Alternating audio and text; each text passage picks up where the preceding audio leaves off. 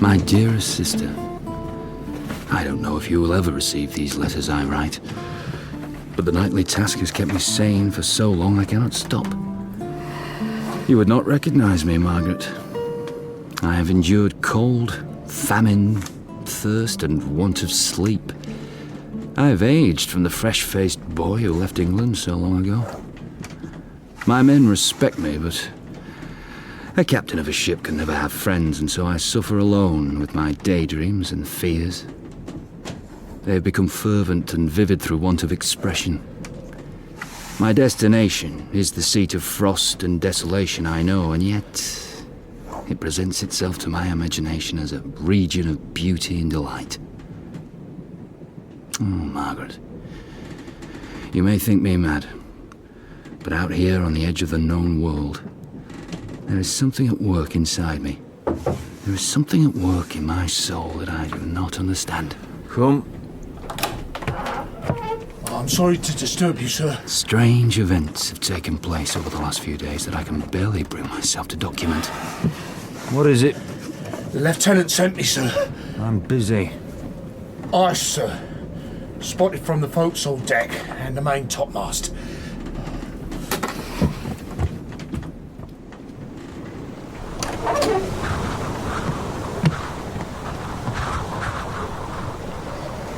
Over here, Captain!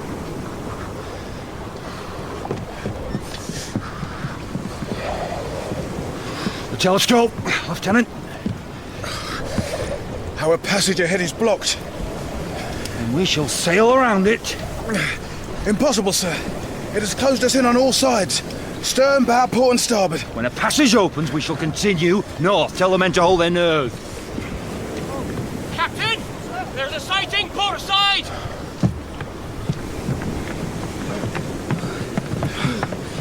Look, sir. A dark shape moving off a mile hence. Yes. I see it. It is a man, Captain. Running across the ice. Impossible. Hundreds of miles from the land. Look at the size of him. It's a trick of the light. We are deceived. It is an apparition. They were uneasy and crossed themselves. A strange figure disappeared into the white, cold world to the north and left us alone in the wasteland once again. We must keep a check on the men's superstitions and not refer to this incident again, Lieutenant. I could not agree more, sir.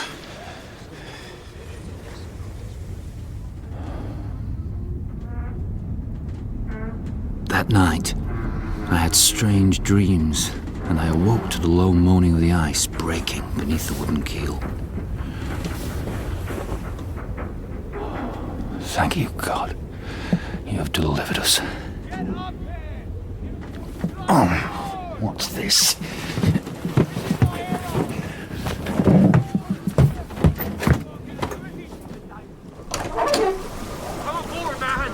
What's happening here? Half my men were leaning over the port side main deck, so occupied they did not hear me. The night was still, and a universe of stars shone down on us. Someone speak to me.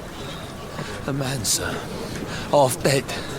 He's drifted on an ice sheet out of the darkness. I looked overboard with them and saw a sledge with a haggard figure on board. The dogs lay dead around him. He was emaciated with fatigue and suffering. He did not move, but his eyes burnt with a passion. He won't come aboard. Who are you, sir? My name is Victor Frankenstein. You are on the brink of death, Mr. Frankenstein. You must come aboard. I travel alone. You don't understand. We are your only hope of survival. You cannot save me. deprivations have made him lose his mind, Captain.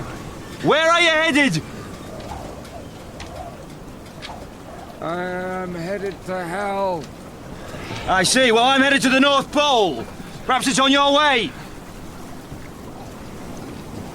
If you are headed north, then I shall come aboard. Help him up. Help him up. Take this Bring rope brandy back. and blankets. Place it by the galley stove. He was suffering a raging fever. Afraid we would lose him, I had him taken to my cabin instead. After many hours of rest, he was recovered enough to speak a little. What is this place? You were in my cabin. You were but moments from death when we found you. Oh, my dogs died one by one. And yet you lived, which is a miracle. Why have you come so far up on the ice, Mr. Frankenstein? To seek one who fled from me. Who? A demon. You are still with fever, I believe. You are frightened. You've seen him. I've seen no demons. Tell me, We saw a figure the day before we found you, where? headed north. He disappeared. We've not seen him since. I must be on deck to watch for Oh, him. you are too ill to stand. I have to end this nightmare. Why do you talk this way? What has happened to you? He fell silent. He had a noble face that must once have been handsome before it was ravaged by misery. Alone as I had been in spirit for so many years, I dearly wished to be his friend. What is your name? Robert Walton. And you are the captain of this ship? Yes. I'm charting the unknown regions. Talk to me, Captain Walton.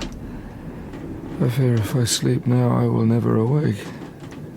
I began to talk about my expedition. I told him everything. I gave utterance to the burning ardor of my soul. The sympathy in his eyes kept me talking long into the night. He never interrupted and listened attentively throughout, but when I had finished, a dark gloom spread across his features. You believe one man's life or death is a small price to pay for the acquirement of knowledge. Of course. You do not know of what you speak. You're an educated man like myself. I'm sure you agree that it's only through our dominion over the natural world that we can further our race. So you share my madness. I don't understand your meaning. Have you too drunk the intoxicating draught? Hear me. Let me reveal my tale, and you will dash the cup from your lips. Please, Mr. Frankenstein, you must not excite yourself. Your health is fragile. My health is of no importance. Soon I will die, and rest at last. I have suffered great and unparalleled misfortunes, and I cannot bear to think of you continuing in your foolishness. You think you can change my mind on my life's work, sir? I must try. Then tell me what it is you have to say. Mine is a story that is strange and harrowing. I have suffered a storm so frightful. It has wrecked my very soul. Listen, Robert. Listen, or be damned as I am. There was a time, many years ago, when I was happy. I was raised in Geneva with my adopted sister, Elizabeth.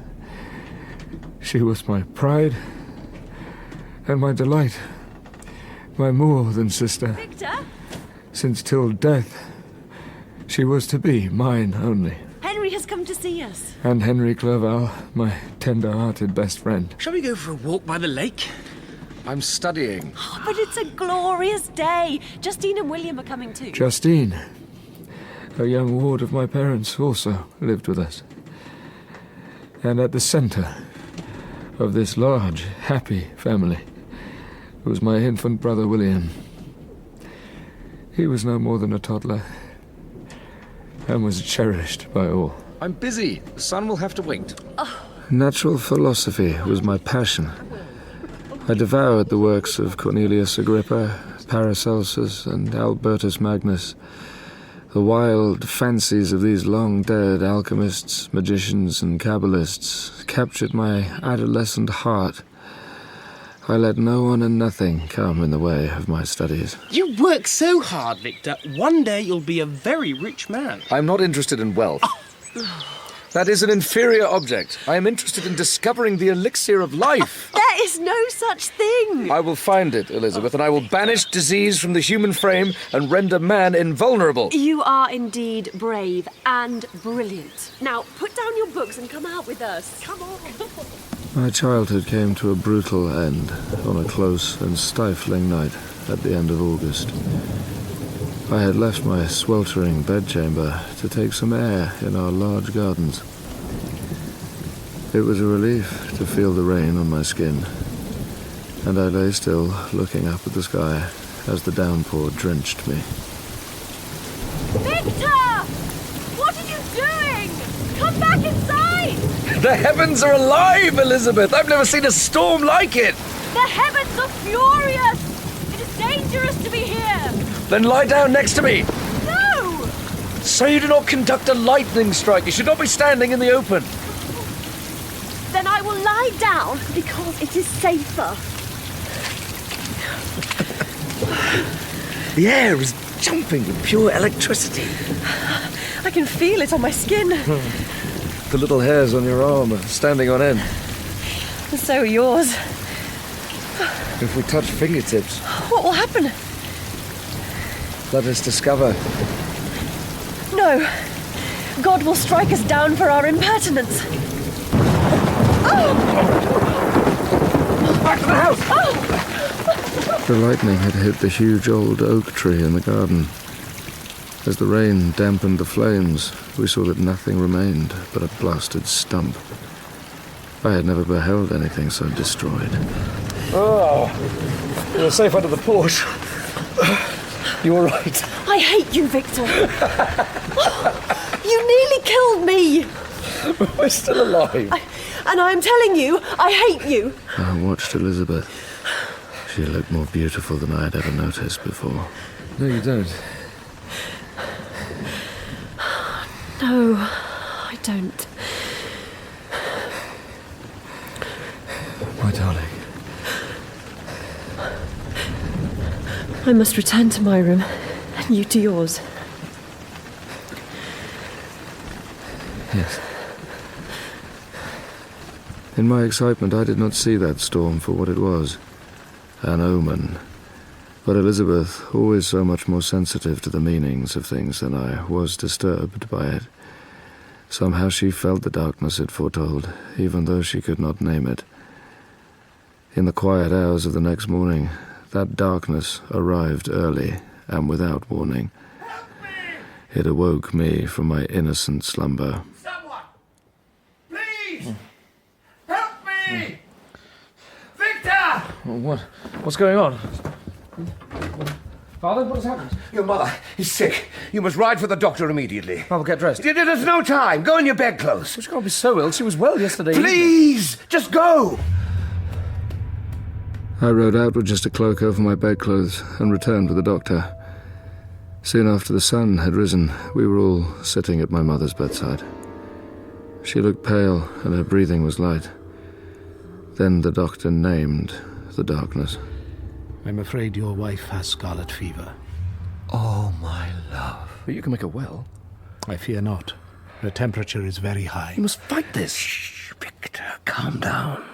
I'm sorry, but there is little I can do. I will not permit you to let my mother die. Only the Almighty can save her now. It is beyond the power of any man. No. There must be something you can do. Victor, quiet yourself. Mother, I'm sorry. Elizabeth. I am here, Aunt. My children. I will be gone from this earth soon. No. I need you to hear what I have to say. We are listening, Mother. I have known since you joined our family as an infant, Elizabeth, that the two of you are soulmates. Join hands. There. I wish the two of you to be married. Yes, Aunt. And you must look after baby William as if he is your own child. He is my darling boy, and does not deserve to lose his mother so young. I shall do so. You will be happy. I know you will be happy.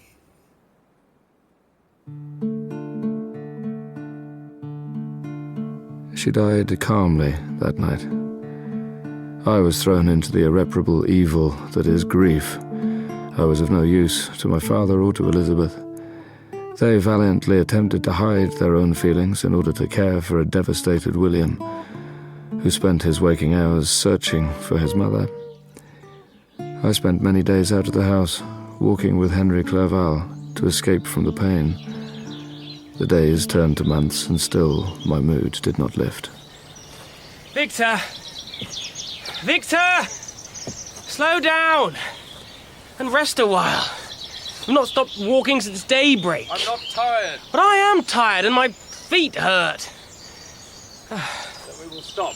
Oh, thank you. I'm thoughtless. Forgive me. You're not thoughtless. You're unhappy.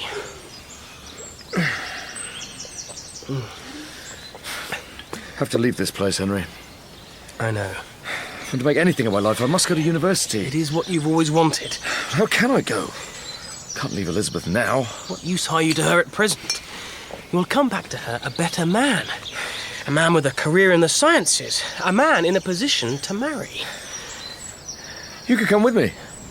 Maybe if I had a friend with me, it could help. You know my father. He's so narrow-minded, he thinks education is for the idle. Persuade him otherwise. My fate is decided. I am to be chained for the rest of my life to the miserable details of commerce. But you have so many talents. I was not blessed with your liberal and supportive upbringing, Victor. I have been blessed. You're right. You're a lucky man.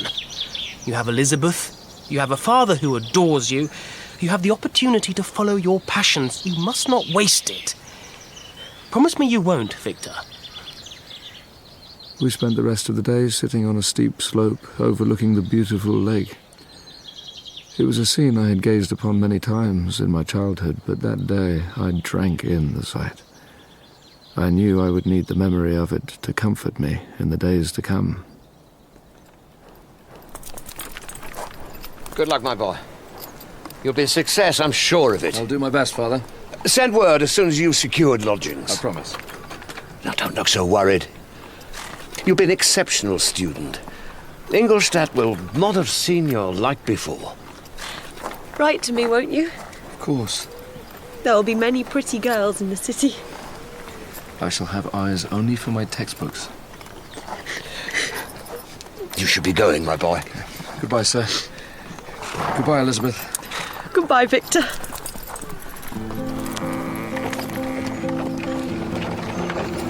Remember to write to me! I could not bear to look back at Elizabeth's face as the carriage pulled away, in case my resolve was weakened. I was alone now. I must from this point on be strong, be my own protector and form my own friendships. My only comfort was that I was going to one of the great seats of learning of our world. The acquisition of knowledge was my most ardent desire. This was to be a new beginning. Welcome to the Department of the Natural Sciences at Ingolstadt University. My name is Waldman, Professor of Chemistry, and I am here to guide you through the foothills of scientific knowledge. You are among the brightest young minds in Europe. If you are not, then you would not be here in this lecture hall today. I sat alone at the very back of the hall, enraptured. You are about to begin a journey, one that will take more than your lifetime to complete. Others who have undertaken this journey have discovered how the blood circulates and the composition of the air that we breathe. Chord after chord was sounded. They have acquired almost limitless power. And my mind was filled with new purpose. They have commanded the thunder, mimicked the earthquake, and even mocked the invisible world with its own shadows. Gentlemen, I give you the modern sciences.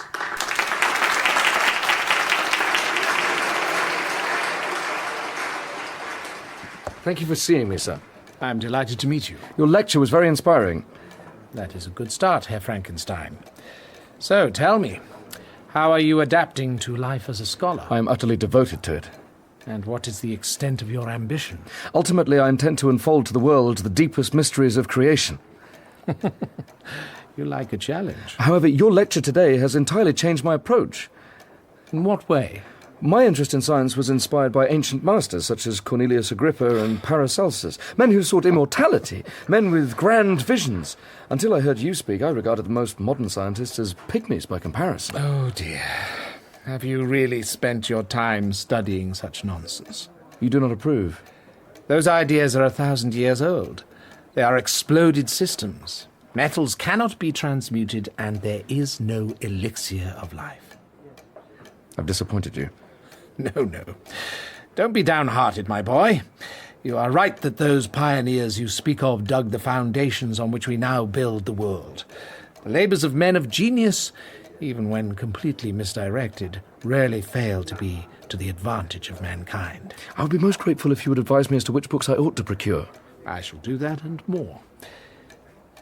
Would you like to see my laboratory? Very much. Come this way. I admire your enthusiasm, and your letters of recommendation make it clear that you have tremendous ability. If you can match that with total dedication, you will go far. Perhaps you will even get close to achieving your lofty ambitions. I shall start my journey by following you. I am happy to have a disciple. Let me introduce you to the world of chemistry.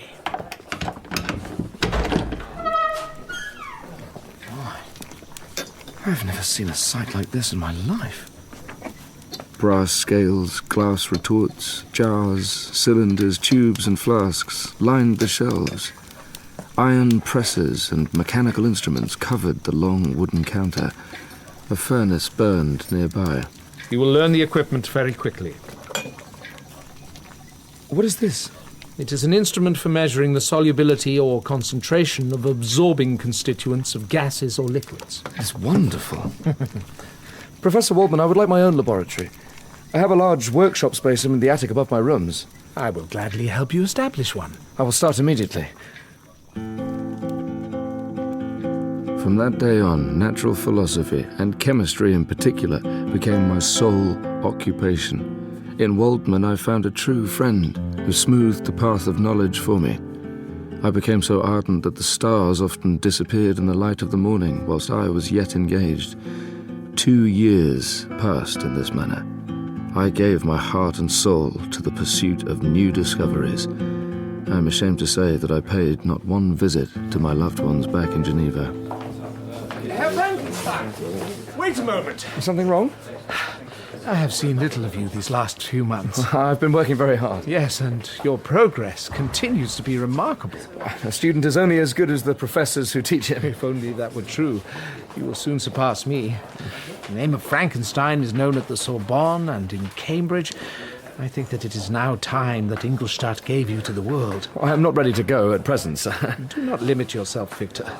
You are destined for greatness. I am engaged on some research that I would be loath to abandon. Tell me more. I would rather not say at this moment. If the experiment is already in progress, then leave it to one of the undergraduates to manage. This is not something I would entrust to an undergraduate. There is no logic in exhausting yourself. I have to go. Victor! Did you not hear me? I think you are working too hard. I must return to my studies, Professor. What was your research? I shall never tell another living soul. For what reason? Learn from my example. The acquirement of knowledge is a mortally dangerous thing. How is mankind to progress without it? It is possible to know too much. I am the living proof of that hypothesis. I have to disagree. I think you're a remarkable man. I'm in awe of you. No, Robert. What is wrong? You are so mistaken. Then make me understand you, Mr. Frankenstein. What happened to you? My continual thirst for discovery placed an incredible power within my hands. What exactly was that power? You wish me to say it? Yes. I became capable of bestowing animation upon lifeless matter. What do you mean? I discovered the secret of creation. You could create life in a laboratory? It's impossible. I speak the truth. How did you do it? Be content with your ignorance. Allow me a glimpse, at least. I began with a question. Whence do the principles of life proceed? I concluded that to examine the causes of life, we must first have recourse to death. So I began observing and recording the natural decay and corruption of the human body post-mortem. I watched time and again the fine form of man degraded and wasted. I saw how the worm inherited the wonders of the eye and brain. It was from the midst of the darkness of the grave that the light broke in upon me, the light of creation. I will give you no more detail. I refuse to lead you on to destruction and misery. And what did you do with this knowledge? What would you have done in my position? Publish the findings. Make a name for myself. Change the world. I took the contrary view. I guarded the secret jealously as mine and mine alone. I tortured rats and dogs as I removed and reattached their tissues. I brought frogs and snakes back from the dead. An idea was taking shape in my fevered mind, which bore me onwards like a hurricane. A magnificent and terrible idea. What was it? I would create a human being. No. And in time, a new species of man. They would be happy and perfect creatures, and bring light to this dark world. They would bless me as their creator. No father in history could claim the gratitude of his child, as I should deserve theirs.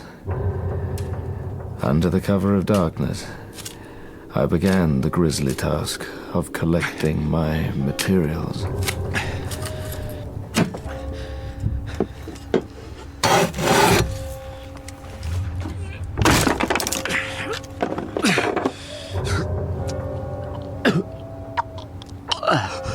Stench. Sternum. Scapula. Clavicle.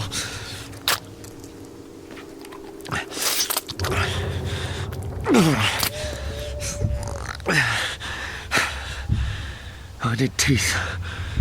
Where's my hammer? Only I know the horrors of my secret toil.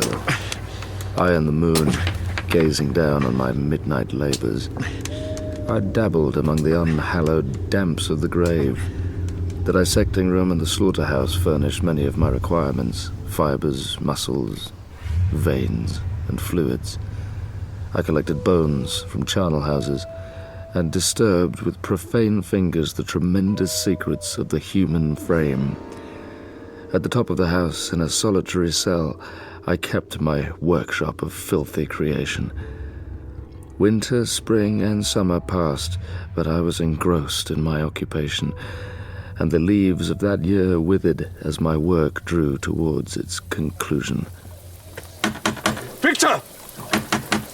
Are you in there? Give me some signal that you are alive, or I will be forced to break the door down.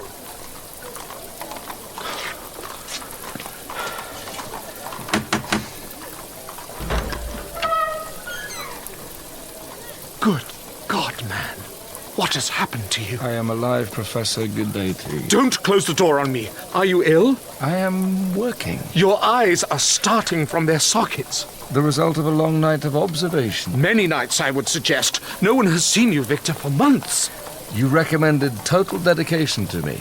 Behold your creation. Whatever you are working on, you must step back. It is leading you to the precipice. We shall see. Victor! No closer. No one may enter here. This labor is killing you! Good day, Professor. Victor! Victor!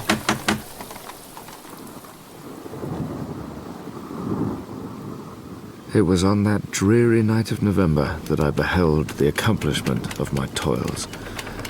I collected the instruments of life around me, that I might infuse a spark of being into that lifeless thing that lay at my feet. I had made him of gigantic stature, about 8 feet in height. His limbs were in proportion, and I had selected his features as beautiful. I had worked hard for 2 years. I had deprived myself of rest and health. But the moment had arrived. The culmination of it all. Now work. I beg you. Work!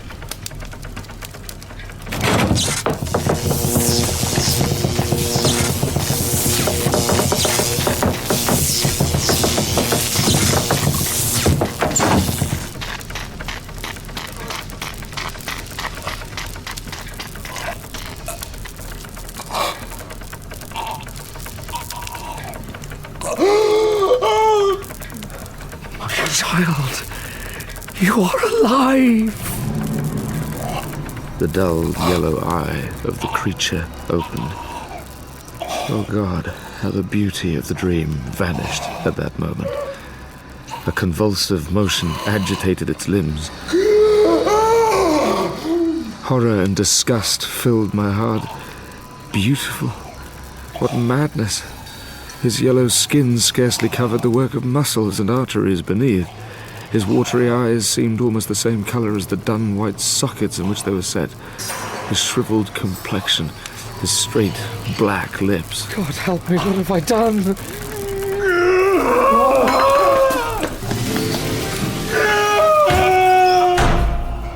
I could not endure the countenance of the creature I had created. I paced the floor. I did not know what to do. I threw myself onto my bed and wept. My strength left me. Sleep overcame my wasted body for the first time in what seemed like weeks. A sleep disturbed by the wildest dreams. Victor, I have ached for you. Hold me. Elizabeth, I love you. I love you too, Victor. As I imprinted the first kiss upon her lips, they became livid with the hue of death. Her features seemed to change. I love you, Victor. It was the corpse of my dead mother I held in my arms. Do you love me? Grave worms piercing the pallid parchment of her skin. Save me, Victor. I awoke. A cold dew covered my forehead. My teeth chattered. The room was dimly lit by the pale yellow light of the moon, forcing its way through the shutters. Who goes there? No. In that light, I beheld the wretch. The miserable monster I had created was gazing down upon me. He was naked, shivering, and unsteady on his feet. I saw that the mud of the grave still stained his crudely stitched-together flesh. What do you want from me? Get back! Demon! Get back!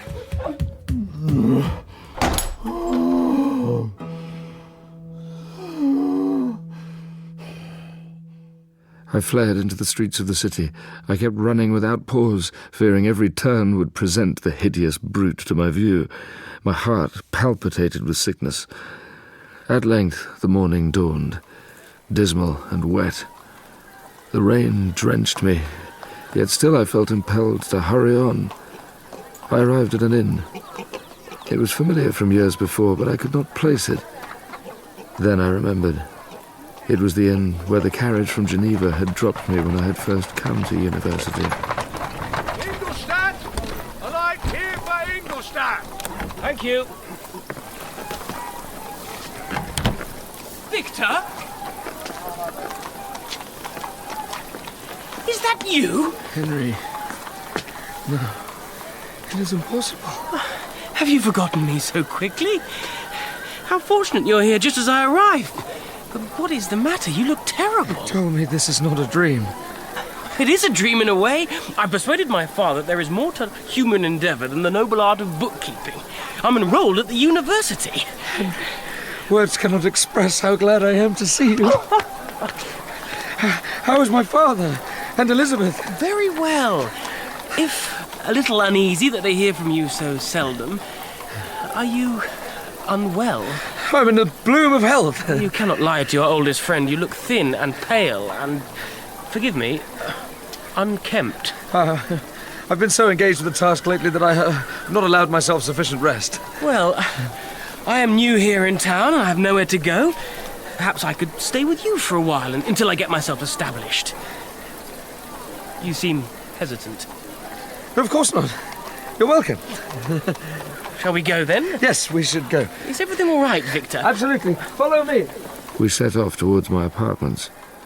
All the time I reflected that the creature might still be there. I dreaded the thought that Henry should have to behold it.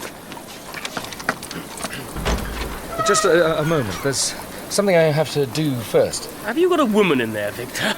Please, just wait here. This won't take long. I have a delicate experiment in progress. That's what they call it in Ingolstadt, is it?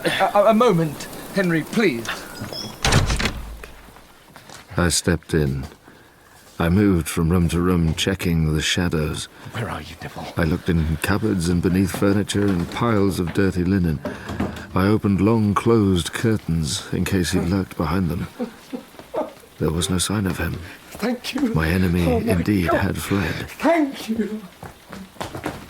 Come in, my friend. All is well. You must be very glad to see the back of that.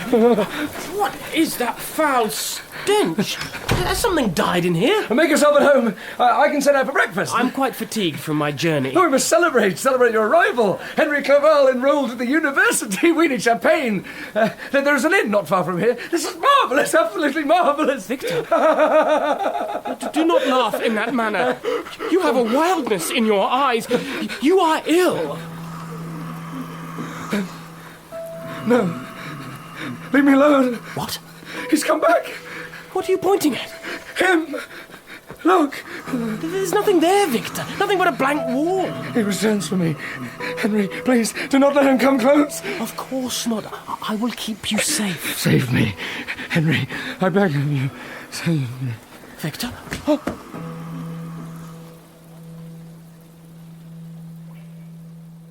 I was confined for several months.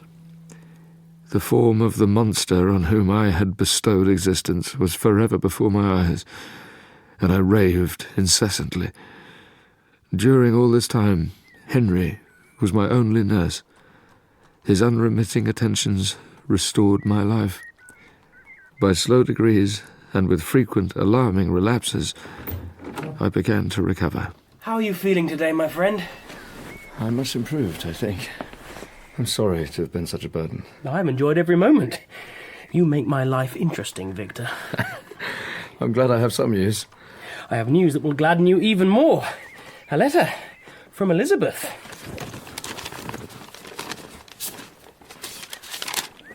My dearest cousin, you have been ill, very ill. But Henry tells us that every day your health improves. Get well soon and return to us as quickly as may be. You will find a happy, cheerful home and friends who love you. Your father's health is vigorous, and he asks after you every day. Justine has developed into a beautiful young woman. I cannot help but think that finding a husband for her will be an easy task. We spend much of our time together. I must also say a few words about darling William. He is very tall for his age, with sweet laughing eyes and dimples. You would hardly recognise him, he has grown so much. Write to me, Victor. I think of you every day. I am waiting for you to return. I will never stop waiting. Write to me, please. One word will be a blessing. Henry, will you help me down the stairs? Are you sure that's a good idea? I need to be in the sunshine. I am going to get better. Of course you are. I want to go home. As the time approached for my departure to Switzerland, Clerval and I set out on a walking tour around the environs of Ingolstadt as a way of passing the final few days before my journey began. You still walk too fast for me, Victor. Despite your recent ill health. I wish to fill my lungs with as much of this salubrious air as possible. Oh, you do that. I was going to take my boots off for a while and soak my blisters.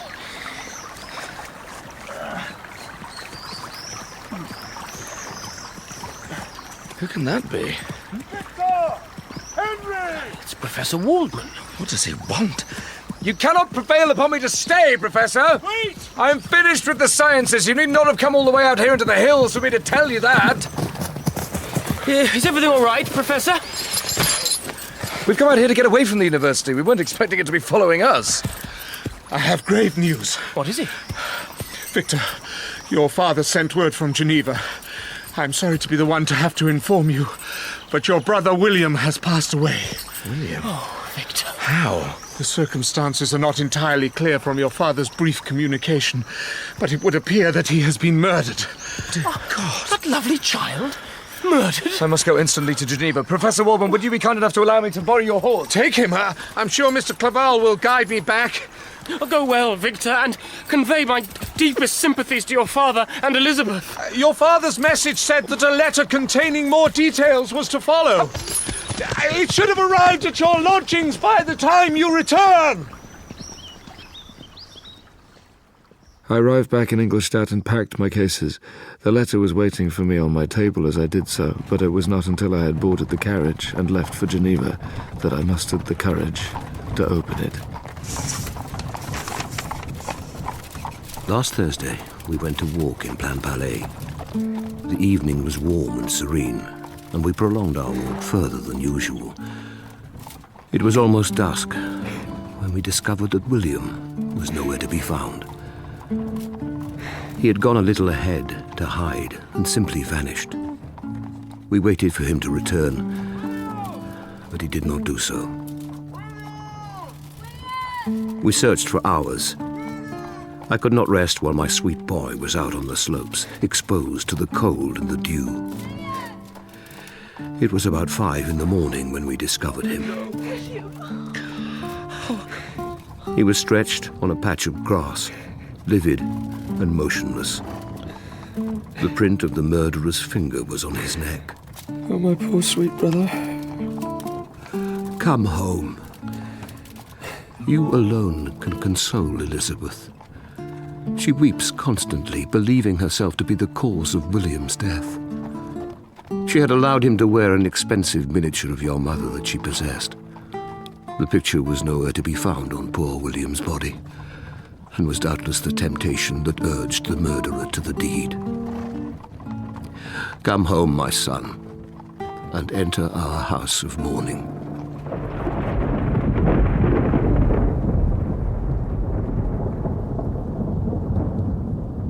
It was completely dark when I arrived in the environs of my home city, and the gates were already shut.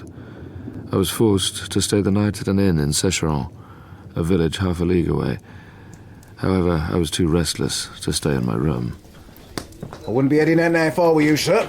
There's a storm approaching. I cannot sleep.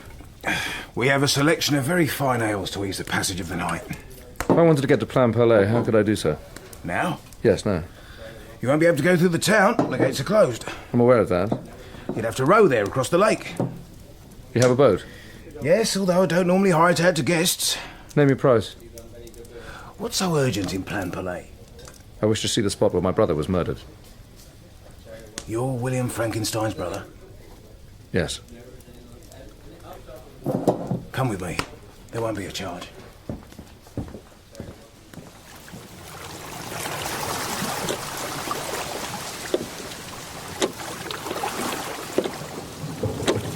During the short journey across the water, I saw the lightning playing on the summit of Mont Blanc in the most beautiful figures. The storm approached rapidly, and by the time I was ashore again, I felt the violence of the rain increase with every minute. The thunder echoed from Clerval, the Jura, and the Alps of Savoie. Vivid flashes dazzled my eyes, illuminating the lake, making it appear like a vast sheet of fire. The tempest, beautiful and terrifying, elevated my spirits, and I cried out into the chasm of the night. Dear mountains! How you do welcome your wanderer! William, my angel, this show is for you. This is your funeral. This is your dirge. As I said these words, I perceived in the gloom a figure in the distance. I gazed intently, and a flash of lightning discovered its shape plainly to me. Its gigantic stature and the deformity of its aspect could not be mistaken.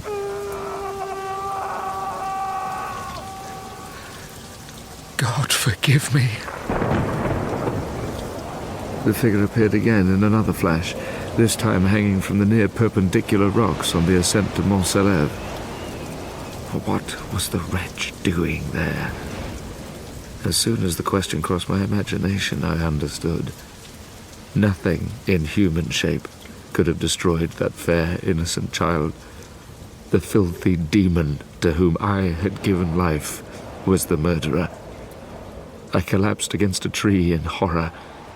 No one can conceive the anguish I suffered during the rest of that night. As the day dawned, I directed my steps towards home. Father. My dearest Victor. Oh, how I wish you had come 3 months ago. You would have found us all joyous. Poor William. Do not upset yourself. Oh, my tears are nothing more than a brief shower. For Elizabeth, they come in torrents. She will persist with these tormenting self-accusations. Your presence will, I hope, revive her. She is not to blame.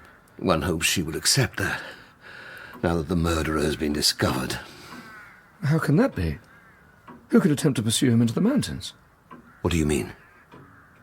I saw him. He was free last night. You don't understand, Victor. Justine stands accused. Justine? No one believes it, surely. The evidence is strong, and it will be tested immediately. The magistrate plans to try her today. What evidence? The miniature was discovered upon her person. When questioned, her story made no sense. I fear there is little room for doubt. Oh, Victor, at last! She ran to my arms. Time had altered her since I last beheld her. It had endowed her with a loveliness surpassing the beauty of her childhood years. We must find some means to help poor Justine. She is innocent, and that shall be proved. All rise. I suffered living torture during the whole of that mockery of justice. Justine appeared calm as the case against her was presented. Only when she looked to where we were seated did a tear seem to dim her eye for a moment. It emerged that she had been absent from our home during the night of the murder. A market woman met her near the scene around the time William must have died, and spoke of her seeming confused and agitated. It was confirmed that the miniature discovered on her person was indeed the one that William had worn around his neck. Where were you on the night William Frankenstein was slain? With the family's permission, I spent the evening with an aunt in Shen. On the way home, I met a man who told me that William was missing, so I immediately set out into the hills to look for him. And you searched all night? I returned to the town at nightfall, but found the gates locked. I spent the night in a barn. I did not sleep for worrying about him. This barn was near the location where the body was discovered. I was not aware of that at the time. I met the market woman nearby. I was dizzy through lack of sleep, and I'm sure I did not make much sense. How did you come to be in possession of the miniature? I have no power to explain that. Your Honour, might I be permitted to speak? Silence. Your request is granted. I wish to say what I know of the character of the accused. I have known her, lived in the same house as her for a period of years. In all that time, she has been the most benevolent of human creatures. I believe totally in her innocence. The bauble on which the prosecution case largely rests is a trifle. I would willingly have given it to her if she truly desired it. This is a measure of how much I esteem and value her. Elizabeth's simple and powerful appeal got short shrift from the public gallery. They now added a charge of deepest ingratitude to Justine's litany of sin. Justine Moritz, you are found guilty of the murder of William Frankenstein. You are condemned to die by the sword. No, please, no! This cannot happen! Justine was decapitated on the scaffold as a murderess. Elizabeth claimed the body and arranged for a decent burial. I watched her tend Justine's grave, and that of poor William, with a deep and voiceless grief. The first hapless victims of my unhallowed arts. I could not rest. Sleep fled from my eyes, and I wandered like an evil spirit. All was blasted, and solitude became my only consolation. Sit down, Victor. I have called you to my study because this brooding cannot endure. I feel a weight upon me, Father. It is our duty as survivors not to burden the dead further through a showing of immoderate grief. I do not believe the dead have an opinion. If you have no regard for burdening the dead, then think about the burden on the living. In your present state, you're not a man fit for society, let alone one to lead this family out of the wilderness. If only it were so simple. Where do you go at night? What? You don't sleep? Your bed is hardly ever disturbed. I look for you around the house and you are nowhere to be seen. I'm on the lake. The lake? I take a boat out and drift. I cannot bear the society of men. On the lake I sometimes find peace.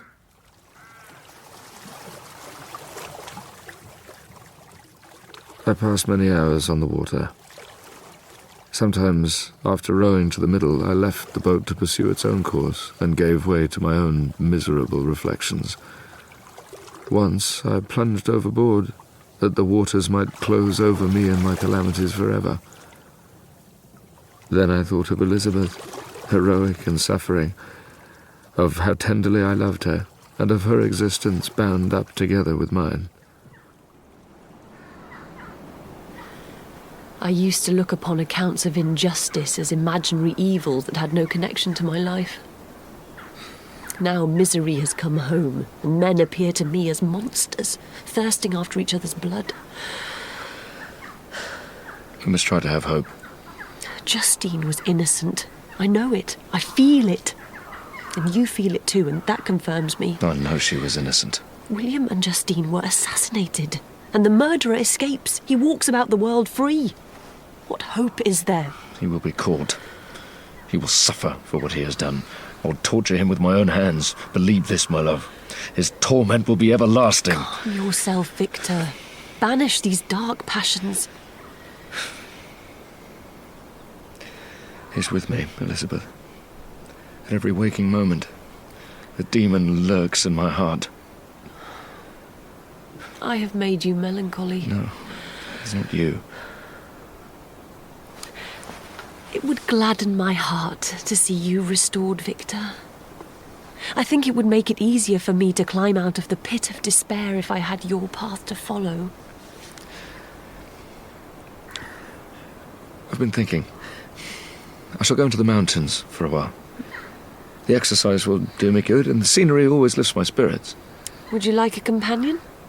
I must go alone. But when I return, I shall be better. You will not have to climb out of the pit, Elizabeth. I will lift you out.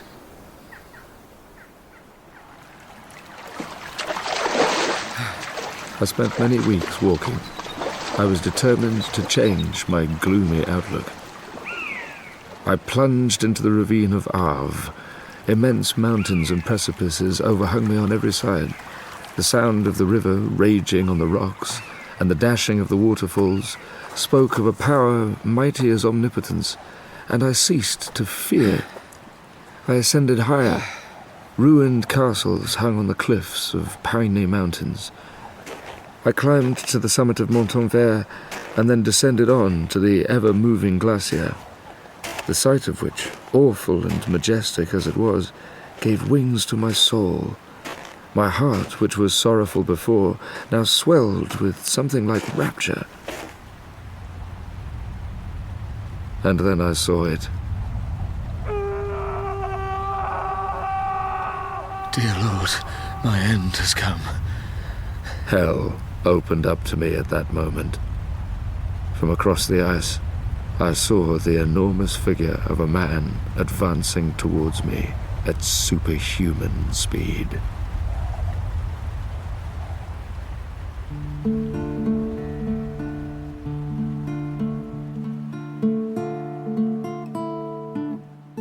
In Part 1 of Frankenstein by Mary Shelley, Frankenstein was played by Jamie Parker and the monster by Shaun Dooley. Walton was Alun Raglan, Elizabeth, Susie Riddell, Frankenstein's father, Robert Blythe, and Professor Waldman was Patrick Brennan. Frankenstein's mother was Christine Absalom, Justine, Emma Hook, and the sailors were Joe Sims and Don Gillet. Frankenstein was dramatised by Lucy Catherine, the guitar was played by Colin Guthrie, and the director was Mark Beebe.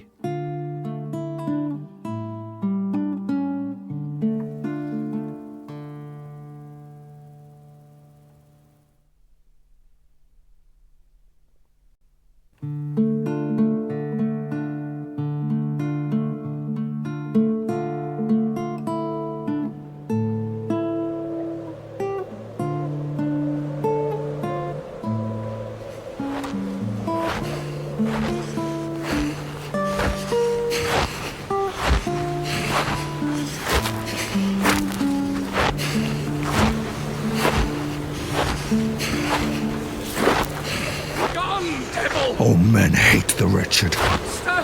Fiend! Do not dare approach me! How then must I be hated, who am miserable beyond all living things? The tortures of hell are too mild a vengeance for your crimes! I am the fallen angel, driven from joy for no misdeed. Come closer, and I will kill you!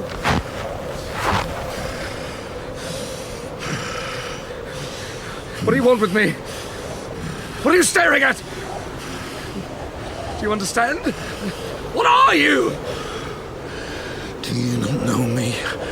Frankenstein. I know that you are a perpetrator of evil. I am your child. Oh, cursed be the day that you first saw light. Cursed be these hands that formed you. Do your duty by me, and I will do mine towards you and the rest of mankind. You make demands of me? If you agree to my conditions, I will leave you at peace. Refuse, and I will glut the maw of death with the blood of your remaining friends. Happily admit your crimes. You will rot in hell for what you have done. And you will be there with me, rotting alongside me. We are bound together with ties that cannot be dissolved. Do you think I don't know that I am on my way to eternal damnation? God help me, but I will strike you down before I... Be calm! Remember, you made me more powerful than yourself. Release me! I beg you to listen. There can be no community between us. We are enemies. Kill me, go on. God knows I deserve to die. I will not set myself in opposition to you. You're my natural lord and king. What do you want? For you to listen. To hear your confession, you murderer. Do your duty. I owe you nothing. I am your creature! You owe me your understanding and your affection!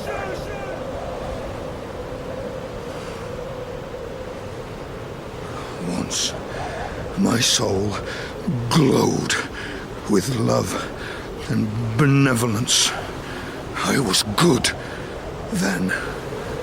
Misery made me a fiend. I will not hear you. Would your conscience allow you to destroy your own creature without giving him the chance to testify? You have killed those dearest to me in cold blood. Speak not to me of conscience. Human laws allow men to speak in their own defense. Hear me before you reach your verdict. I will kill you or die trying. You may rest assured of that.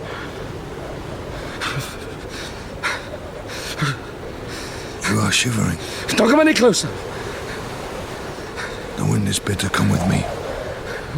Where? This place is too cold for your fine sensations. There is a hut further up the mountain. I will light a fire, and you will listen to me. Follow me, Frankenstein. And if I don't? You have no choice. My dear Margaret, as the Arctic winds battle our ship, Mr. Frankenstein lies in bed, still too weak to leave my cabin, and continues his narrative. I have resolved to record his tale as near as possible in his own words. Frightful must be the storm which embraced this gallant vessel on its course and so completely wrecked it. The horror had found me on the glacier. He bounded away across the ice. He knew I would follow him. Why did you not run? My blood surged and I trembled with rage and fear, but I had to hear his testimony. Are you more comfortable now? It is a good fire. I learned from watching wandering beggars in the forest. When I first saw flames, I was so amazed I thrust my hand into the live embers. A lesson learned? Hard lessons are rarely forgotten. Here. What is this? I think you remember. Open the book. I would rather not. You must recognize your own journal. Is that not your hand?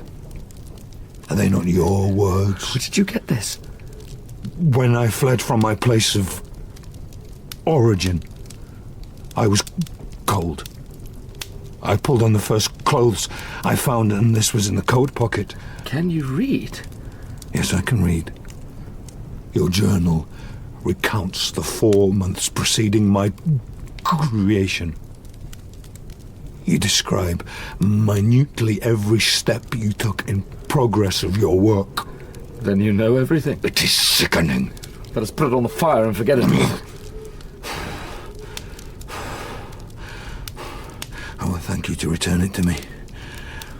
It is my genesis.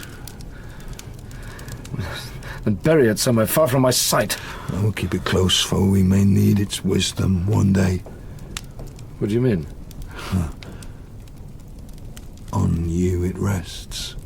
What does? Whether I quit the neighborhood of man forever, or become their scourge. Swallow up thousands in the whirlwind of my rage.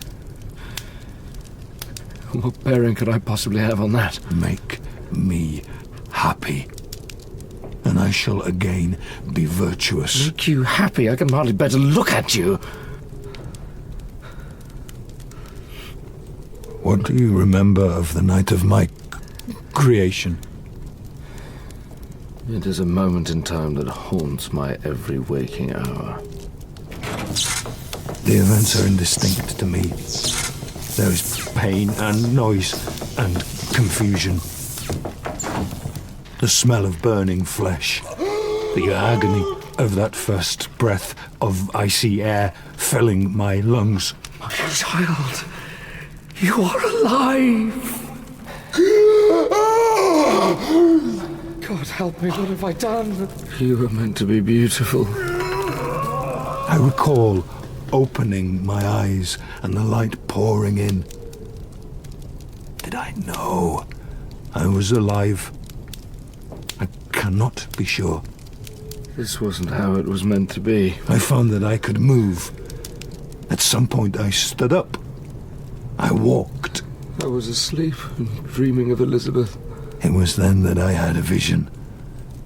I saw my creator gazing up at me with wide eyes.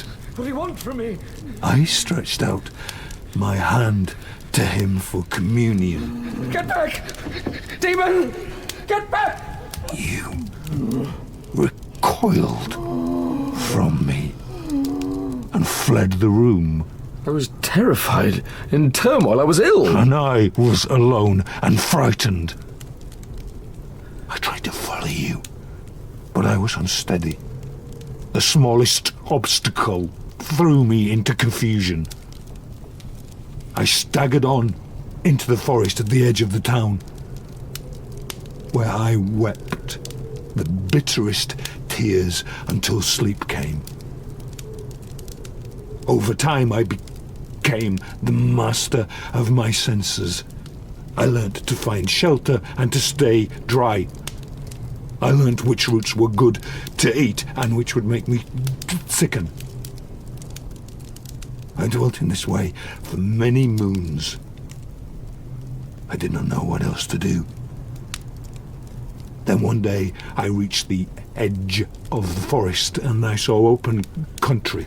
You should have stayed in the forest with the wild animals. You were not meant for civilization.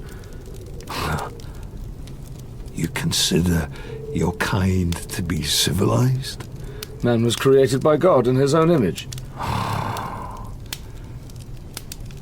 What a piece of work. The sound of a bell drew me from the forest and into a village. There was a building there from which came shrieks of excitement, laughter and joy. I longed to be a part of it. Stepping through the door, I entered a room full of children. The children screamed. Their masters attacked me. If I had not outrun them, I would have been killed. They thought you were some devil come from hell. The devil was of their own making and yours. So none of this is your responsibility. Should I not hate them who hate me? You frightened them. They had the right to defend themselves. What of me? Was I not frightened? Was I not bewildered and alone? I meant no harm. I approached with gentleness and an open heart, and I was beaten for my trouble. In fear of my life, I hid myself in a little shack that leaned up against the side of an old cottage, deep in the forest.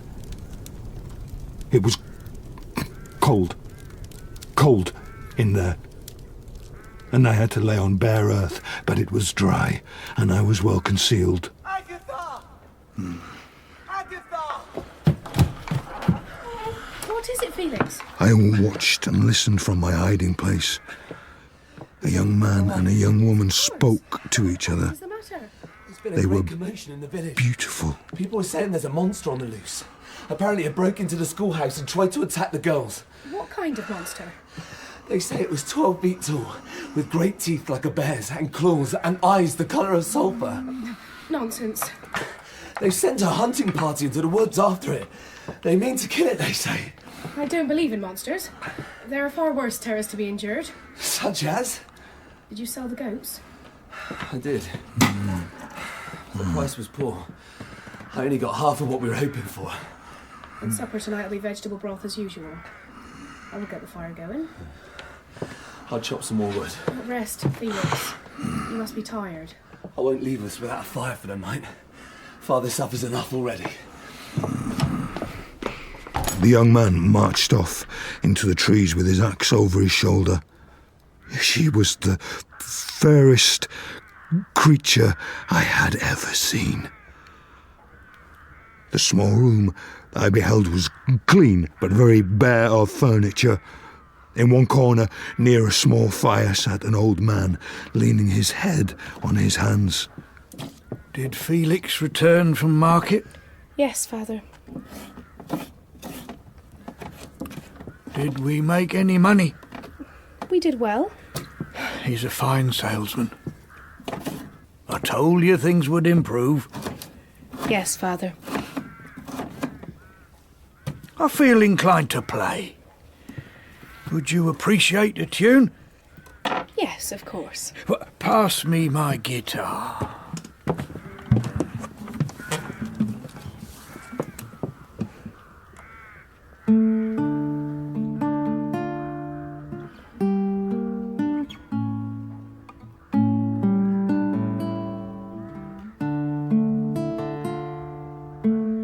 It was a mournful air, made of sounds sweeter than the voice of the thrush or the nightingale.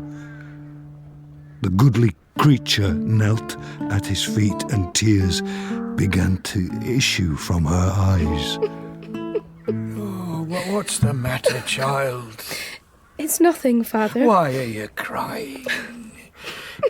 Come here. He held her hands and smiled with such kindness and affection that I felt sensations of a peculiar and powerful nature. They were a mixture of pleasure and pain such as I had never experienced before. I had found myself a home. I watched them, undetected every day for a very long time. I listened to their words, and while they slept, I repeated them. Hungry. Thus, I began to master the intricacies of human speech. Cold. Will you read to me, Felix? What would you like to hear this evening?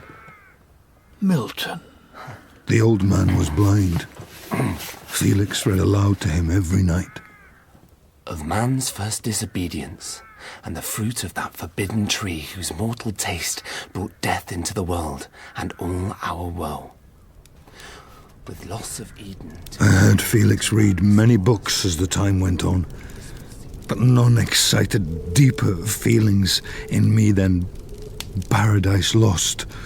So farewell hope, and with hope farewell fear. Farewell remorse.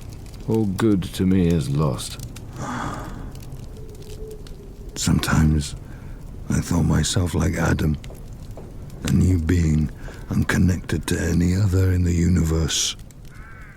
Except Adam was created perfect.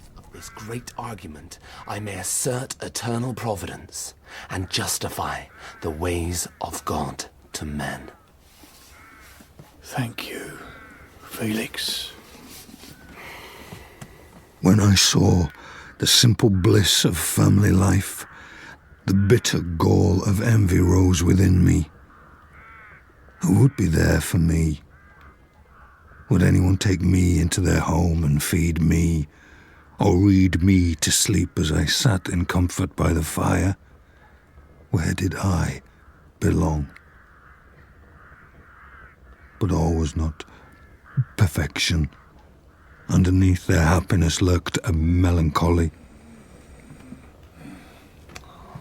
He's asleep. Pass me his plate. There's still a few crumbs to be had. I think our luck might be changing. What makes you think that? I'm not sure how to explain this. Tell me. I went to the wood store earlier, and it was full. So? It was nearly empty last night. Don't be ridiculous. It's true. I swear. You need to eat more. Lack of food's beginning to unbalance your mind. The path was cleared of snow the night before. Do you think the wood fairies have decided to take on some of your jobs? I'm telling you, it's true. A good spirit has attached itself to us. Our luck is on the turn. You. I thought it might be in my power to restore happiness to these deserving people. As they slept, I would set about such tasks as I could, that I thought might be to their advantage. Why? I had resolved to engineer a meeting that would decide my fate. I imagined thousands of ways of presenting myself to them. And did you expect to be received well? I knew I did not share their perfect form, but I believed that once they saw my gentle nature, they would open their hearts. I looked upon them as superior beings. And were they? There is no such thing. There is only hatred and rage. Are you sure you'll be able to manage, Father? Oh, stop fussing, girl. I planned to make my introduction when the blind old man was alone. Quickly. If I could gain the goodwill and mediation of the father, then I hoped that the children might be persuaded to tolerate me. Make sure you keep the fire going. And now they were leaving for town for the day. Goodbye. Have a good day. Enjoy yourselves. My heart beat quick. This was the hour and moment of trial which would decide my hopes or realize my fears. I crawled out of my hiding place and approached the door of the cottage. Who's there?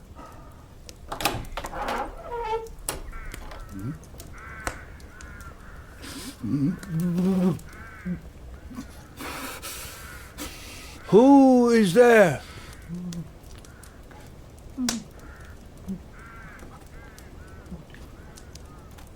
Pardon this intrusion. I am a traveller in want of a little rest. Come in, friend, and I will try to relieve your wants.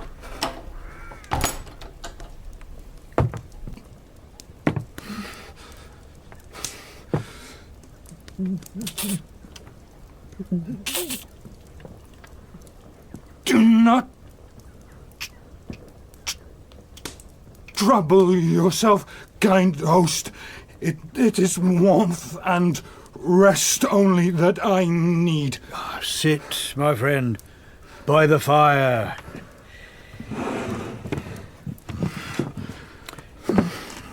We get few visitors so deep in the forest. What brings you here? I am on my way to claim the protection of some friends. Where do these friends reside? Near this spot. And, if I may ask, why do you seek their protection?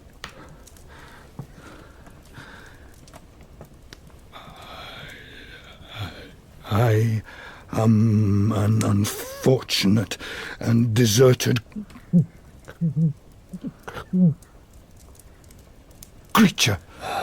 To be friendless is indeed to be unfortunate. The amiable people to whom I go have never seen me and know little of me. I am full of fears. Oh, do not despair. The hearts of men are full of brotherly love and charity. They are kind. They are the most excellent creatures in the world. But they are prejudiced against me. For what reason? They see only a detestable monster.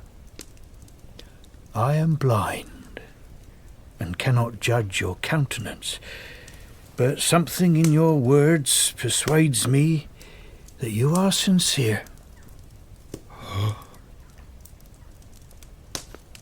Thank you. I feel for your misfortunes. From your lips first have I heard the voice of kindness directed towards me. May I know the names of those friends?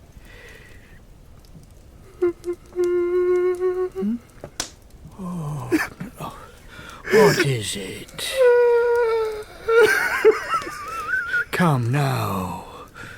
It cannot be so bad. The children are coming back. They must have forgotten something. Save and protect me. No, do not despair. They will be able to help you. You and your family are the friends whom I seek. Do not desert me in the hour of trial. Who are you? What are you doing? Get away from me! Felix struck me violently with a stick. I could have torn him limb from limb, but my heart sunk within me as with bitter sickness. You ran away? Into the woods. I gave vent to my anguish in fearful howlings. The cold stars shone down in mockery. I bore a hell within me. I wished to tear up the trees, spread havoc and destruction, then sit down and enjoy the ruin. And you never returned to the cottage? Sometime later I did. It was as abandoned as I was. They had fled and broken the only link that held me to the world. At that moment, I declared an everlasting war against your species, and more than all against him that had formed me. How did you know where to find me? I burnt the cottage to the ground. But before I did, I took some of the books left there. I taught myself to read. I knew that the secrets of my origins lay in the journal, and that once I could decode its hidden meaning, I could begin the search for my creator. So you learned that my name was Frankenstein and that I hailed from Geneva? It took time. But as soon as I knew, I bent my steps towards that town. And the nearer I approached, the more deeply did I feel the spirit of revenge kindled in my heart. William. Poor little William. He was only a child. I did not intend him to die. Tell me.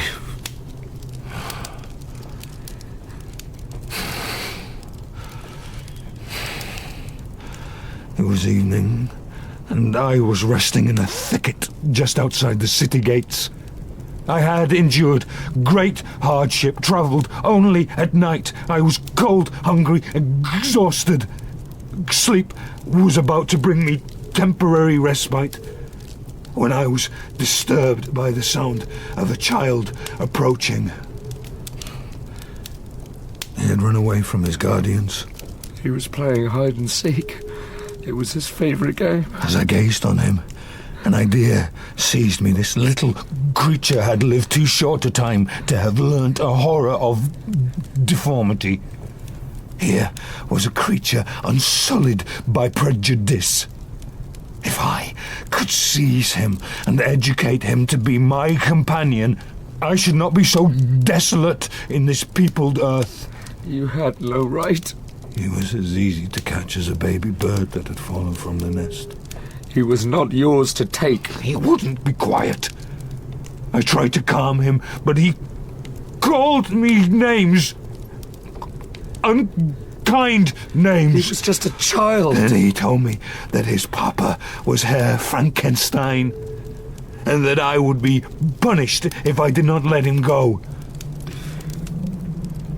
Did he suffer? It was quick. I grasped his throat, and in a moment he lay dead. He was entirely innocent. I thought nothing of him. I thought only how the boy's death would carry despair to you, and I exulted in my ability to create desolation.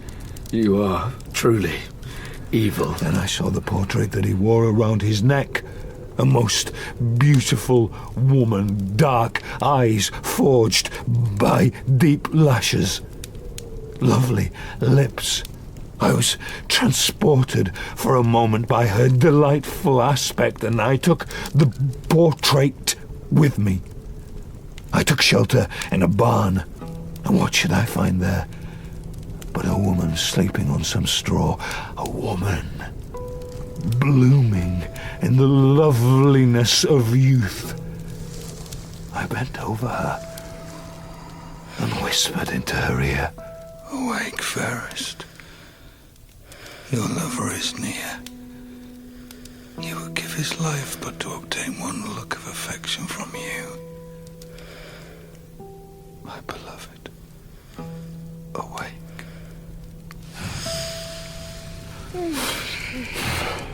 I knew that if she awoke, she would curse me and denounce me as the murderer. The fiend stirred within me. She should suffer, not I.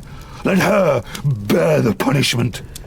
You left the portrait with her? I placed it securely in the folds of her dress. She slumbered on, oblivious. There will be no absolution. Do you understand that? Christ, Creator! Why did I live? I have heard enough of your self-pity. What do you want? You must do something for me. I am consumed by a burning passion that you alone can gratify. There's nothing I can do for you. You are depraved beyond redemption. Create a female for me. What? One as deformed and horrible as myself. She would not deny herself to me. She must be of the same species and have the same defects. Never. I will not. And no torture will ever extort consent from me. Torture may not move you, but you are a man of science, so listen to reason. I am malicious because I am miserable, shunned and hated by mankind.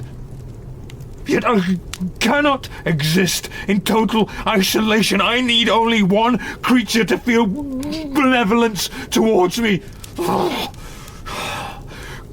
Creator, make me happy. Give me a friend and free me from the misery I now feel. I cannot do it. If you consent, neither you nor any human should ever see us again. We will go to the vast wilds of South America. You may head to the wilderness for a while, but you will return.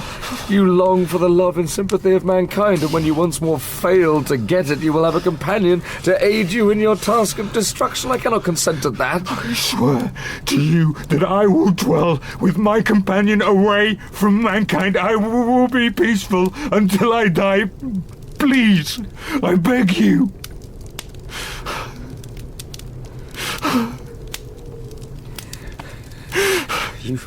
You swear to be harmless. The love of another is all I want. And you will quit Europe forever. I swear by the sun and by the blue sky of heaven and by the fire of love that burns my heart, that if you grant my prayer, you need never behold me again. I will consent to your demand. Thank you, Creator. I do so not to appease you, but because I owe it to my fellow men to do everything in my power to prevent you wreaking further damage upon our species. I will deliver into your hands a female who will accompany you into exile. Depart your home and commence your labours. I presume you will need this.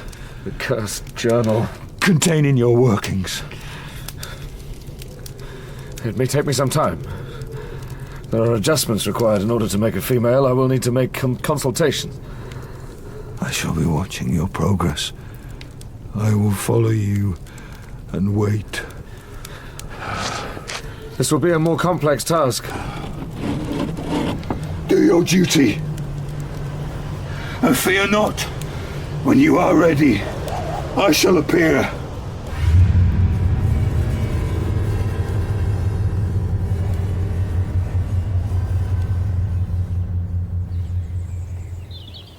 Victor? May I speak with you a moment? Yes, Father. I'm not interrupting. You seem deep in thought. I was recalling my time at university. Mm-hmm. What are you reading? Just some notes I made at Ingolstadt. Oh, it's a welcome sight to see you returning to your former pleasures. I would not describe my studies as pleasures. I know you are unhappy. So you have told me. I have an idea which may help. An idea? A course of action, a new direction. Well? Elizabeth. She has been like a sister to me. But she is not, in fact, your sister. What are you saying, Father? Marry her, Victor. Marry her tomorrow. If only it were that simple. Make us all happy. Elizabeth would be overjoyed. Even you may see life in a more positive light when you're a married man. There is something I must do before we can be joined. What? Complete my studies. Return to Ingolstadt? I shall go to England. There are certain professors and learned men there whose counsel I must seek in order to finish what I have started. I leave in a week. Do you really need to ship all your chemical instruments to London? I must have my equipment with me to finish my task. So I am to bid you another tearful farewell without an explanation? I have to do this. Our future happiness depends on it. Is there nothing I could do to tempt you to change your mind? I am sure you would think of something, which is why I must leave immediately. Then I have a surprise for you. Elizabeth. You may come in now. All aboard for London? Henry. My valise is packed and I'm ready to go. You're coming with me? Henry will be my eyes and ears on your travels. Your one duty, Henry, is to return him safely to me. I shall lay down my life on his behalf. There is no need to go that far. Just keep him smiling and constantly remind him that he has a good woman waiting in Geneva. I will do so, if that is agreeable to you, Victor. Is it? Of course. It'll be a joy to spend time with you again, my friend. I cannot begin to tell you how excited I am. We shall see the Tower and Westminster Palace. And so we left for London together. Had this journey taken place during my days of happiness, it would have afforded me inexpressible pleasures. But a blight still hung over my life. I feared the vengeance of the disappointed fiend if I failed to start my work soon. I felt him near, watching. London is the greatest city in the world. Now, the architecture, the culture, the history, the pubs. I'm glad you have enjoyed its delights. I think I was born to be a tourist, Victor. You, however, are a terrible traveller. Nothing interests you. I apologise. You're in the depths again tonight. Drinking isn't helping. What would help? I don't know. I'm restless. I think I shall book an onward passage to Scotland. Oh, we've been here barely a week. I want to leave as soon as I've arranged for the transportation of my chemical equipment. What on earth are you taking that for? That is none of your business, Henry. Elizabeth charged me with seeing you safely home. I have no need of a nursemaid. I take my duties seriously. I shall accompany you north. You will do no such thing. She will never forgive me if I did not. Please, I need some time alone. Then I will arrange for a separate carriage. I will follow you if necessary. All right. Come with me to Scotland. We can spend a few days in Edinburgh. And then I wish to make a journey on my own to some of the Northern Isles. I will not be long out of your sight.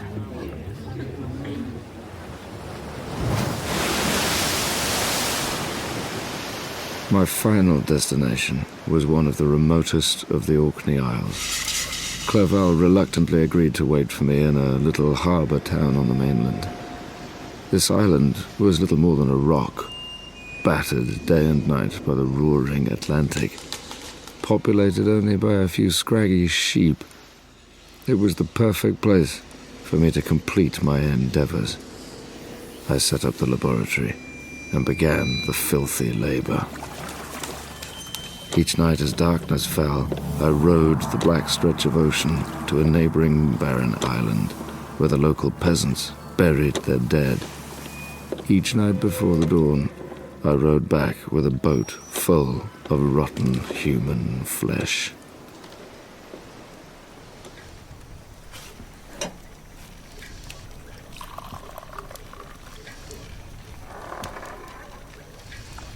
Who is there? None may enter here. Be not afeard, master. So you have been with me from the beginning. Is she ready? Almost. Remove the sheet, let me see her. I will not. I want to see her in her entirety. I have worked on her for weeks and kept her full hideousness hidden from my view. I cannot bear to see what I have made. How shallow and cruel you are. She is my wife-to-be. Uncover her. I have a right to see her. As you wish. Good God.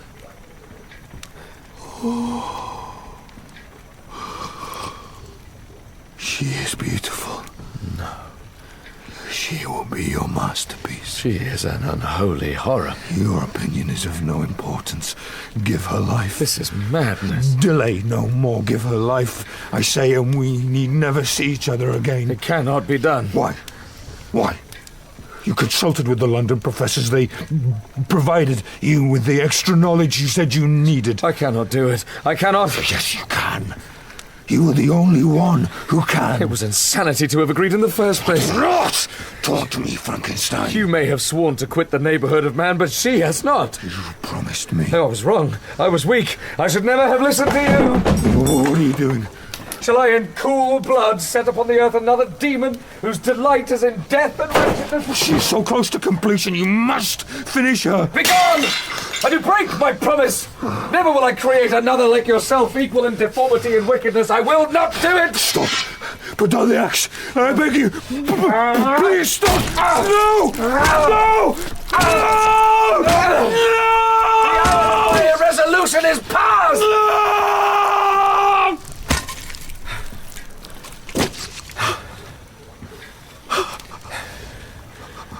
She is no more.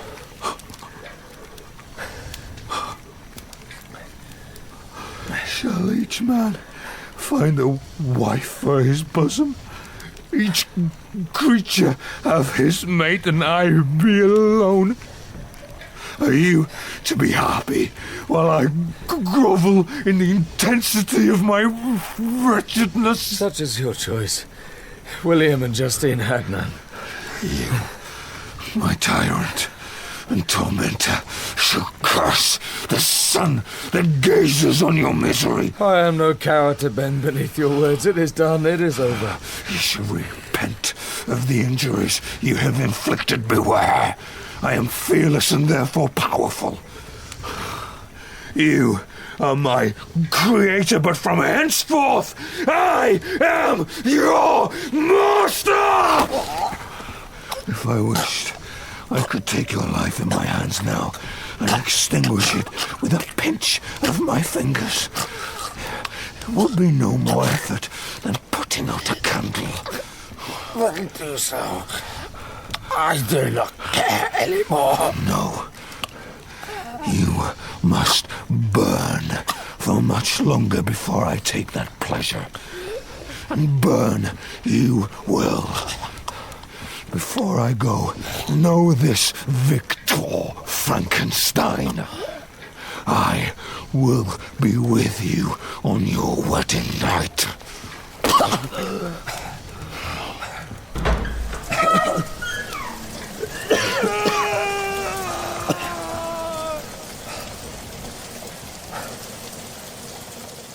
The remains of the half-finished creature I had destroyed lay strewn around the room. I collected them and placed them in a basket with a great quantity of stones. During the night, as I rowed back to the mainland, I cast my foul cargo into the deep. I watched it sink into the blackness and felt refreshed. I had cleansed my soul of a heavy burden. I rode on with renewed vigor. It was time for me to go home.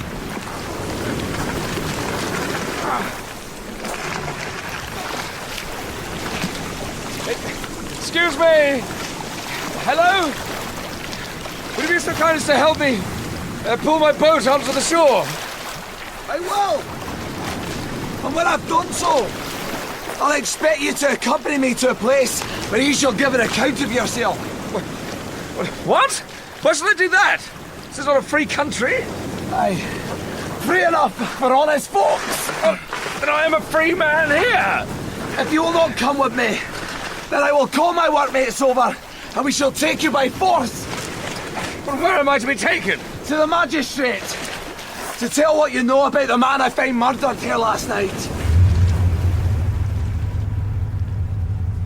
The sight of a corpse can be difficult for some. Are you sure you're prepared for this? I am a scientist and no stranger to death. MacLeod, show Mr. Frankenstein the face of the deceased.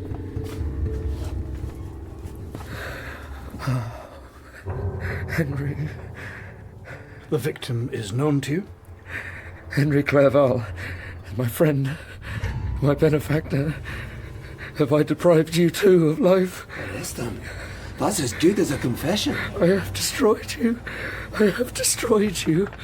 Victor Frankenstein, I am placing you under arrest for the murder of Mr. Henry Clerval.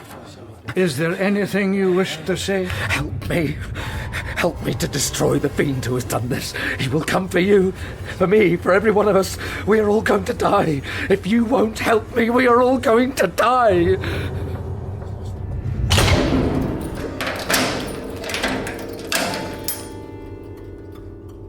They locked me away as a madman.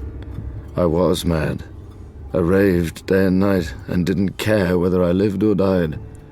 6 months of incarceration passed without me noticing.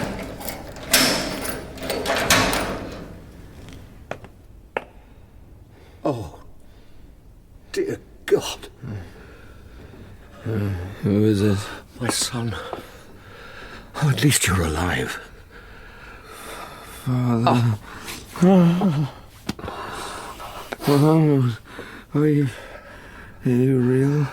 You've had a high fever. Most men would have died, but you are composed of some strong material. It might have been better if I had died. Oh, poor Clerval. I did not kill him, Father. I know that. Everyone knows that. But I stand accused.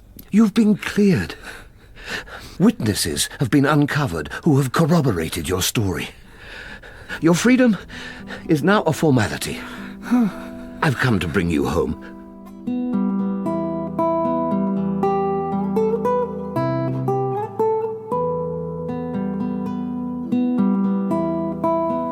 How you must have suffered. I have been away from you too long. Yes. I will never leave your side again. There is something I must ask you. What is it? Do you love another? No. I will not marry you if it is simply a matter of fulfilling your parents' wishes. Chase away these fears. I consecrate my life to you. You really love me still? You alone. Then let us be married, Victor. Yes. Yes, let us do it immediately.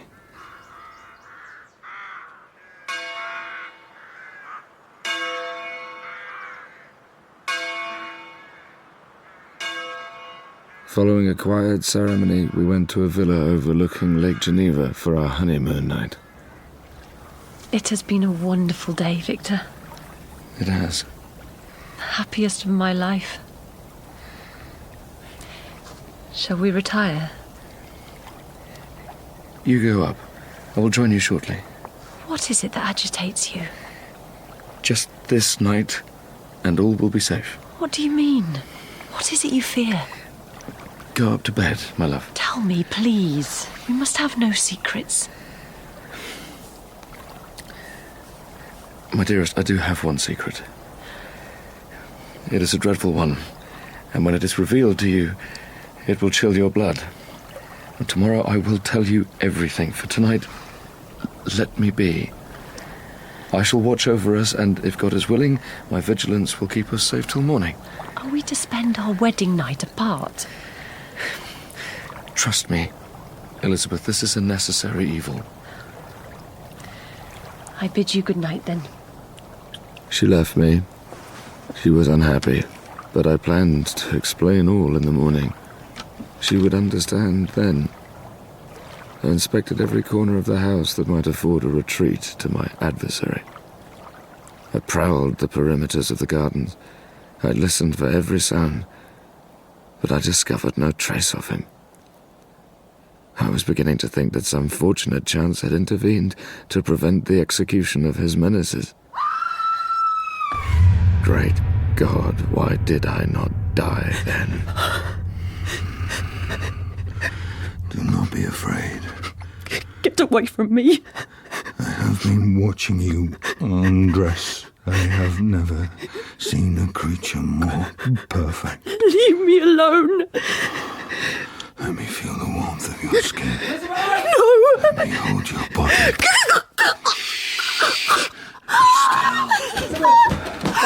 No! She's mine. Let her go! The more she struggles, the tighter I will hold her. Help me, Victor! No! Her neck is broken. She is gone. He threw her on the ground like a discarded doll. I ran to her, but she was lifeless. I embraced her, but she had ceased to be Elizabeth, my life, my love. Now you understand my pain, Frankenstein. Now you suffer like I do.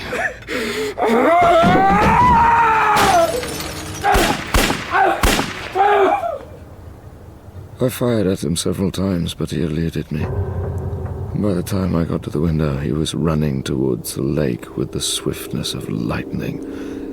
He plunged into the dark waters and disappeared. I will hunt you down, do you hear me? I will hunt you down! I will never rest! I will torture and kill you!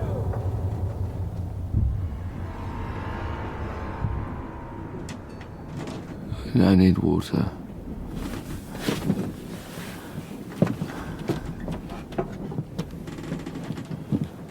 Here.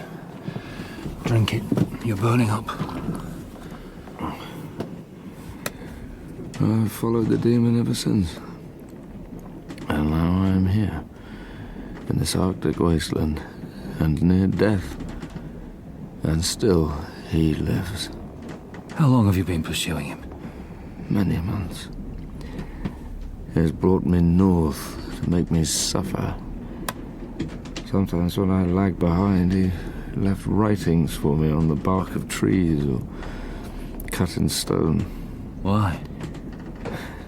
To guide me and to taunt me.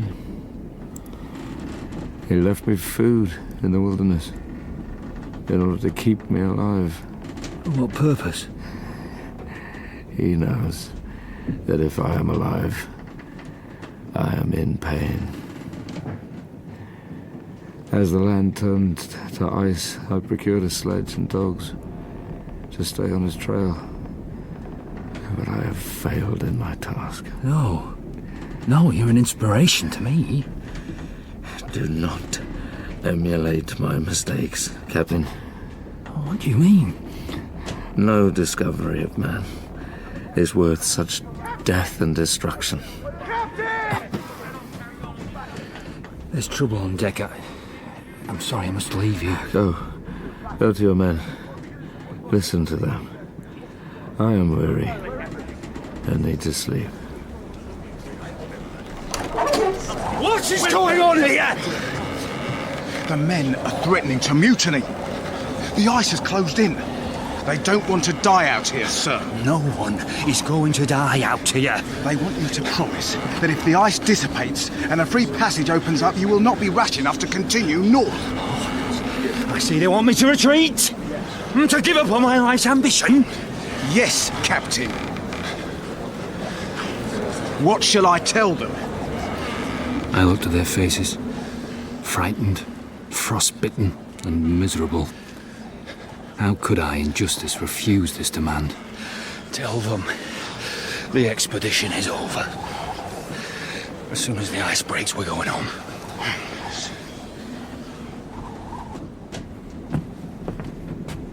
I returned to my cabin, my dreams crushed and my heart filled with disappointment.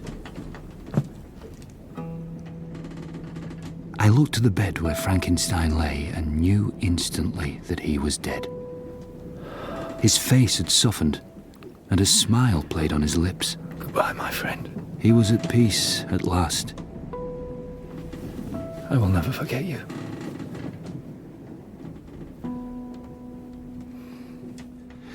That night, I kept vigil over his body. After midnight, I heard the thunder of the ground sea, and I awoke in the chair I had slumbered in. I looked up, and in my horror, saw a huge figure standing over Frankenstein's corpse. Never did I behold a vision so horrible. He is dead.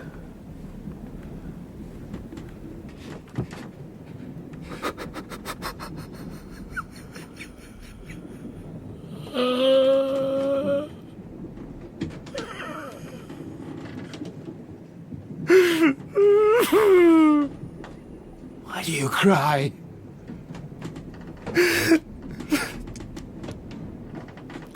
He was my father. I loved him. You whine only because your victim has been withdrawn from your power. You're wrong! Once I hoped to be loved. My being overflowed with feelings of affection and virtue, but crime degraded me beneath the meanest animal. No guilt and no misery can be found comparable to mine. I am the fallen angel who became a malignant devil. Yet even the enemy of God and man had friends in his desolation. I am completely alone. He kissed the face of his dead creator, and then collecting himself, he turned his watery eyes to me. Soon I shall die, and what I now feel be no longer felt. Soon these burning miseries will be extinct. I shall ascend my funeral pyre triumphantly. I shall exult in the agony of the torturing flames.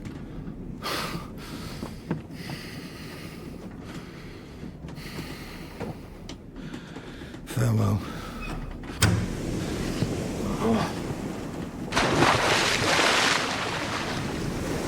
He sprung from the cabin window. He was soon borne away by the waves and lost in the darkness and distance.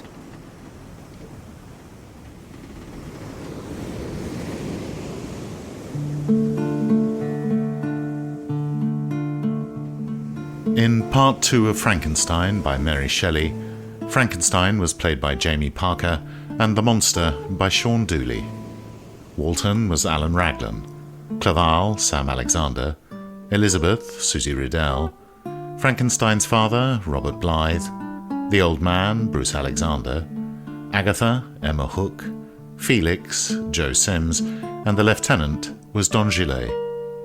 Frankenstein was dramatised by Lucy Catherine, the guitar was played by Colin Guthrie, and the director was Mark Beebe.